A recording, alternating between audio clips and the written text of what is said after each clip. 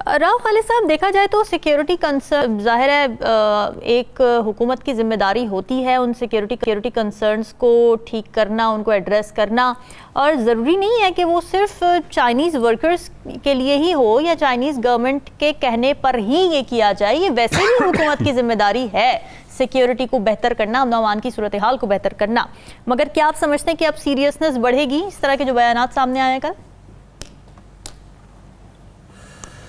देखिए, security concerns तो बिल्कुल मेरे भी हैं, और ज़ाहिर है जो कोई भी है, पाकिस्तानी अवाम है, पाकिस्तान के जो अमाल हैं, जो सरकारी लोग हैं, जो गैर सरकारी लोग हैं, जो कारोबारी तबका है, कराची की सूरत हाल जैसे होती है और जो चलती हैं चीज़ें, हर किसी के कंसर्न्स हमारे भी हैं, उनके भी है।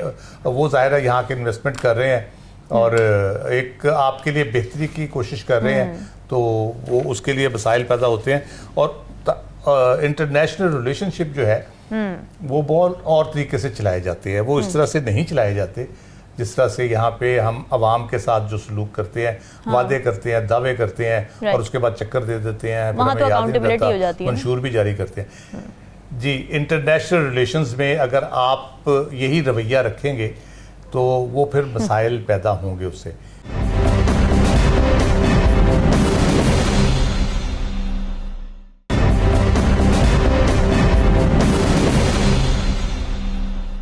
बदकिस्मती ये है, IMF हो, अमेरिका हो, बरतानिया हो, चाइना हो, किसी के साथ हमारे जो ताल्लुकात हैं उसमें हमेशा हमें दूसरे मुल्क शिकवा करते नजर आते हैं। 9/11 के बाद हमने क्या कुछ नहीं किया, उससे पहले अफगान जिहाद में हमने क्या कुछ नहीं किया, हमें फिर भी डबल गेम का ताना दिया जाता था कि आप करें। मैं नहीं कहता कि हम डबल गेम कर रहे थे, लेकिन कोई ना कोई हमारे पार्ट पे ऐसी चीज है कि हम रिलेशनशिप में वो मैच्योरिटी, वो कंटिन्यूटी और वो कॉन्फिडेंस पैदा नहीं कर पाते कि अगली पार्टी जो है वो यकीन कर ले कि हम जो कर रहे हैं वो दुरुस्त कर रहे हैं और जो हम कह रहे हैं वो दुरुस्त कह रहे हैं। तो इसलिए ये मसाइल यहाँ से शुरू होते हैं हमारे। IMF के कितने हमने प्रोग्राम्स लिए, मैंने पहले भी कहा 14 प्रोग्राम हम पूरे नहीं कर सके उसमें। बिल्कुल। सिर्फ इसलिए कि हमने वादे पूरे नहीं किए, जो हम कमिट करते थे हम उससे पीछे हट जाते। उसमें पॉलिटिकल कंपल्शंस हो, भले कुछ और हो।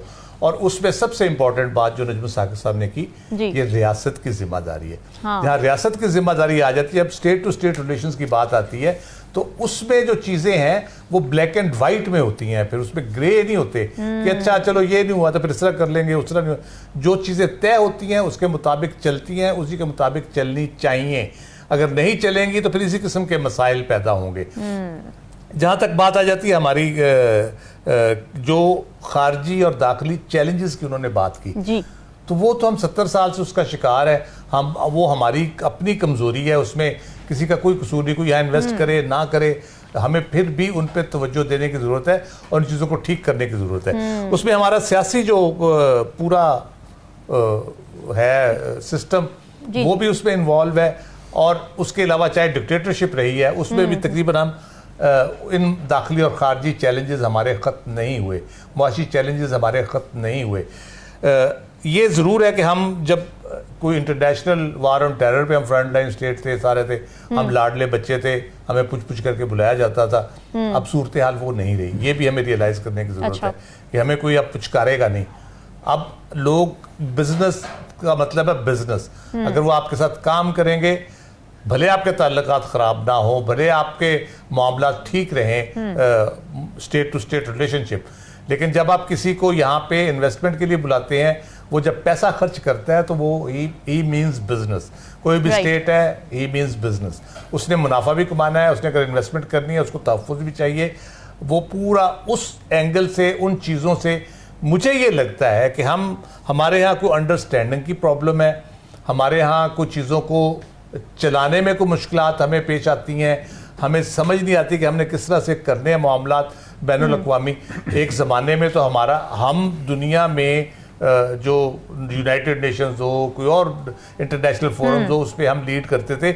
हमारी डिप्लोमेसी और बाकी चीज़ें बहुत कमाल की थी, बड़े बड़े लोग थे और हम बड़े बड़े अहम डिप्लोमेसी के प्रॉब्लम्स भी इंटरनल इश्यूज से ओरिजिनेट कर रहे हैं राव खालिद साहब, देखा जाए तो, क्योंकि सिक्योरिटी तो अंदरूनी मामला है ना, जिसकी वजह से ये रिलेशनशिप डगमगा रहा है। यही रहा है कि कहीं पे कहीं पे जो रोल होता है फॉरेन ऑफिस का इन सारे मामलात में, मुझे लगता है फॉरेन ऑफिस को शायद उस तरह से इन्वॉल्व नहीं किया जा रहा। या फॉरेन ऑफिस की अगर इन्वॉल्वमेंट भी है तो कुछ शायद पाबंदियों के साथ है, या उनकी अपनी लिमिट्स में है कुछ ऐसी चीजें जिसमें वो शायद उस तरह खुल के कुछ नहीं कर पा रहे, क्योंकि वो तजर्बा सारा वहां मौजूद है। 70 साल का, बल्कि उससे पहले का भी तजर्बा वहां मौजूद है। अगर आप ऐसे मामला जब होते हैं, ऐसी चीजें जब होती हैं, तो उसमें आप ये सारी चीजें देखते हैं फिर कि हमारे फलां मुल्क के साथ मामला थे, उनके साथ किस तरह चले, अमेरिका के साथ किस तरह चले, बरतानिया के साथ किस तरह चले, यूरोप के साथ किस तरह चल रहे हैं, चीन के साथ हमने जो मामला को किस तरह से चलाना है।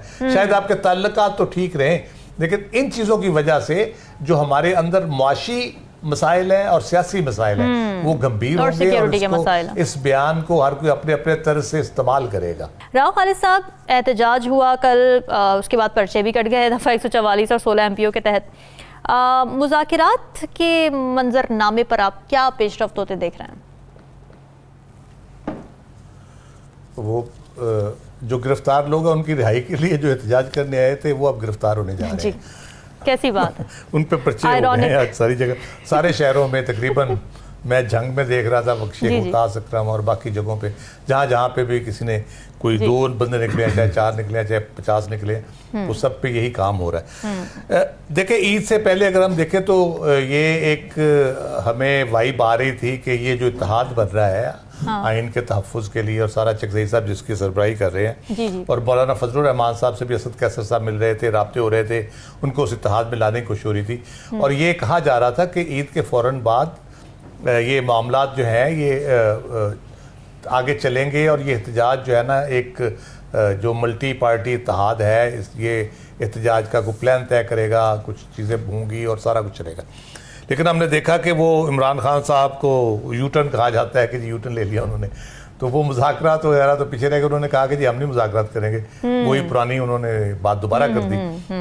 और फिर अभी जो उन्होंने कल जो बात की है कि अगर हम हुकूमत से मुज़ाकरात करेंगे तो हुकूमत फारिग हो जाएगी, तो वो कह रहे हैं कि ये बेबस हुकूमत है, इनके पास इख्तियार भी नहीं है, और ये अगर कोई मुज़ाकरात होंगे तो जो मुतालबात हम बार बार जिक्र कर चुके वो ऐसे तायराना तौर पे देख रहे थे, इलेक्शन की धांधली पे, इलेक्शन की धांधली पे क्या वो कर सकते हैं, इनके केसेस के रिलीफ के हवाले से हुकूमत क्या ही कर सकती है, तो फिर किस लिए मुज़ाकरात करेंगे।